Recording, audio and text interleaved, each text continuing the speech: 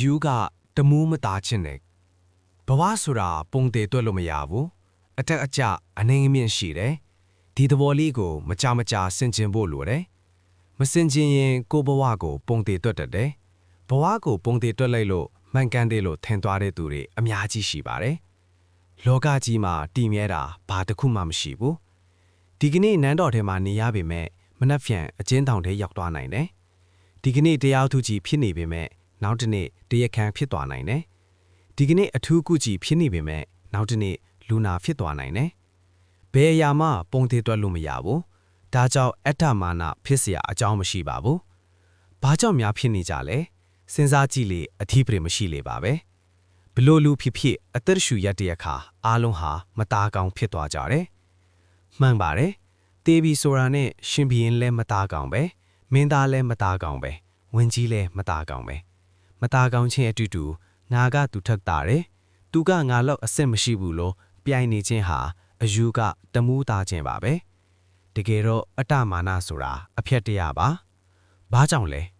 ဘယ်အရာကိုမှမတီဆောက်နိုင်ဘူးလေ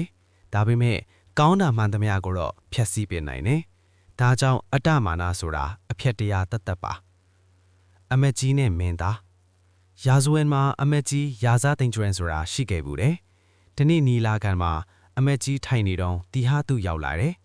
အမက်ကြီးကတီဟာသူကိုမမြင်တော့နေရာဖယ်မပေးဘူးမင်းသားတီဟာသူကလည်းခက်ထန်တယ်ဒီတော့ငါလာနေတာကိုလမ်းမဖယ်ရကောင်းလားဆိုပြီးအမက်ကြီးကိုကွန်စတီနဲ့အထွေးလိုက်တယ်အဲ့ဒါအတ္တမာနပဲ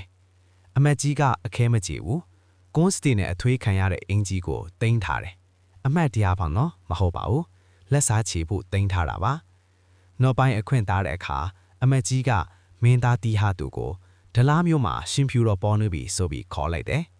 မင်းသားကလည်းရှင်ဖြူတော်ကိုမတ်မောတော့အဟုတ်မှတ်ပြီးဒလားကိုလိုက်သွားတယ်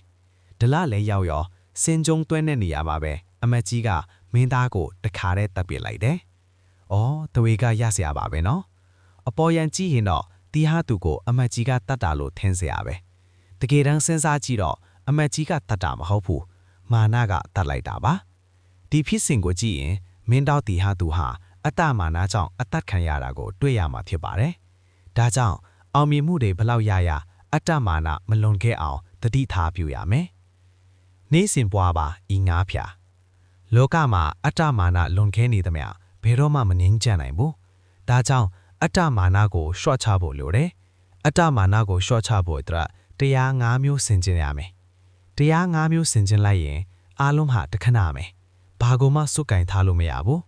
ကိုလှုပ်တဲ့ကားမှုသည်ကိုနောက်ပါမယ်လို့တရားသဘောကိုနားလည်လာမယ်တရားသဘောကိုနားလည်လာလေအတ္တမာနနဲလေအတ္တမာနနဲလေဘဝကငြိမ်းချလေပဲဖြစ်ပါတယ်ငါသည်အိုခြင်းသဘောရှိ၏အိုခြင်းသဘောတရားကိုမလွန်ဆန်နိုင်ပါတကားငါသည်နာခြင်းသဘောရှိ၏နာခြင်းသဘောတရားကိုမလွန်ဆန်နိုင်ပါတကားငါသည်တေခြင်းသဘောရှိ၏တေခြင်းသဘောတရားကိုမလွန်ဆန်နိုင်ပါတကားငါသည်ခက်သိမ်းသောသူတို့နှင့်ခွဲခွာရမည်ဖြစ်၏ခွဲခွာခြင်းသဘောတရားကိုမလွန်ဆန်နိုင်ပါတကား